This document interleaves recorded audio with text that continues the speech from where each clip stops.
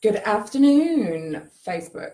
Excuse the wet hair. It is like 30 degrees, just been for a beach swim and wanted to pop in really quickly. It's going to be a short one because it's scorching and I've just turned my aircon off because it's super noisy when I'm live streaming. So I'm going to last like 2 minutes before I melt.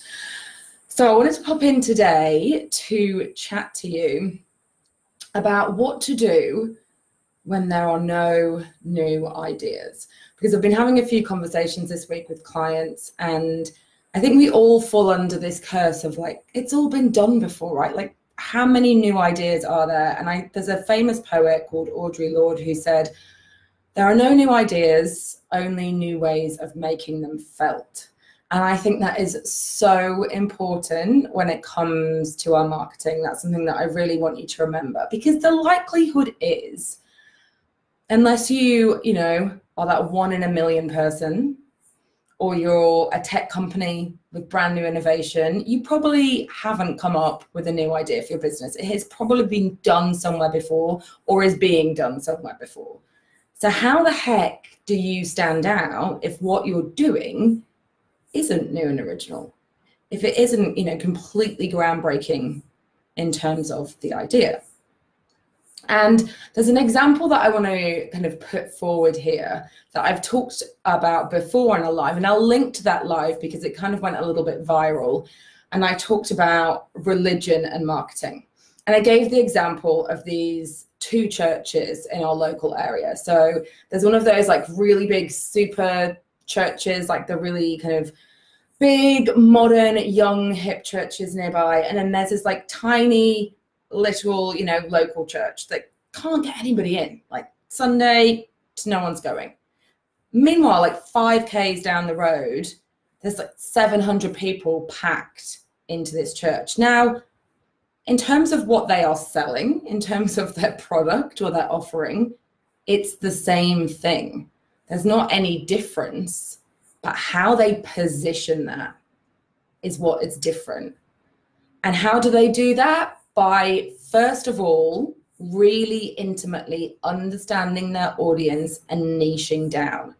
So if what you do doesn't feel so unique, then how can you find a subset of the audience that you serve and specialize? That's one way to really differentiate, to really, really niche down. So if you're a massage therapist, is there somebody that you can help, a particular type of client with a particular type of problem that you can become the go-to expert in? So that's one way. And that's how these 2 churches have differentiated. One has really niched down on their audience.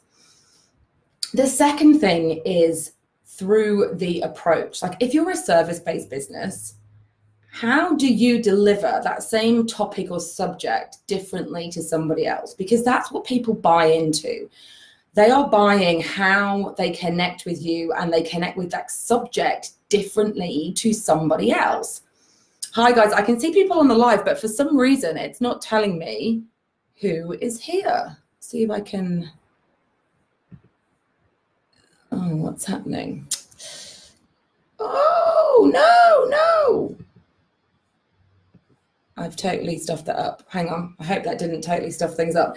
Anyway, so how can you package up the same thing as somebody else, but in a different way? Because that's what people want. They want your experience, your point of view. So for example, when I came to learn Facebook ads, I took Claire Pell's course because I found Facebook ads really, really complicated.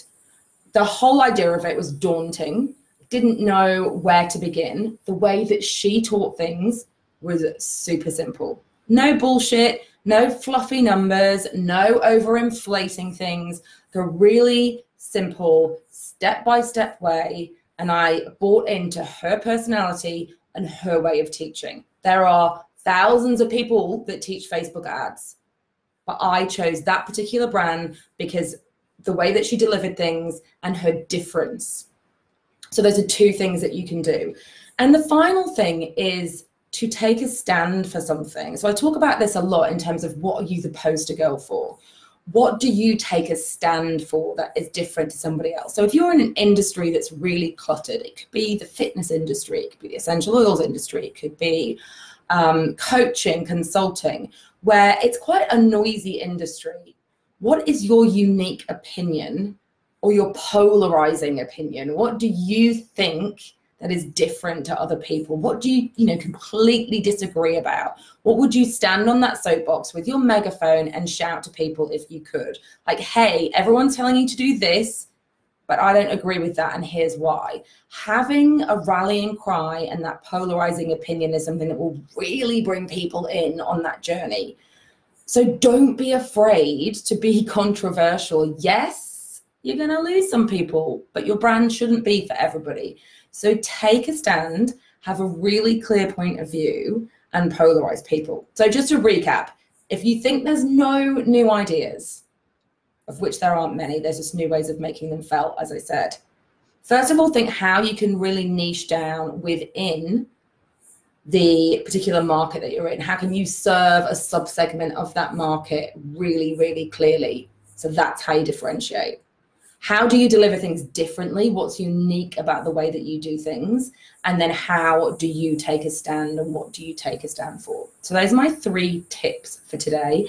I'm going to put a couple of links down below for you to get some extra info on how you can take this one step further. I would love to hear your thoughts and comments. If you're catching the replay, just type replay below so I know you're on the replay, and leave me any questions or comments below. I'm going to go now before I melt into my chair with this 30-degree heat and humidity, and I hope you all have an awesome afternoon. See you later.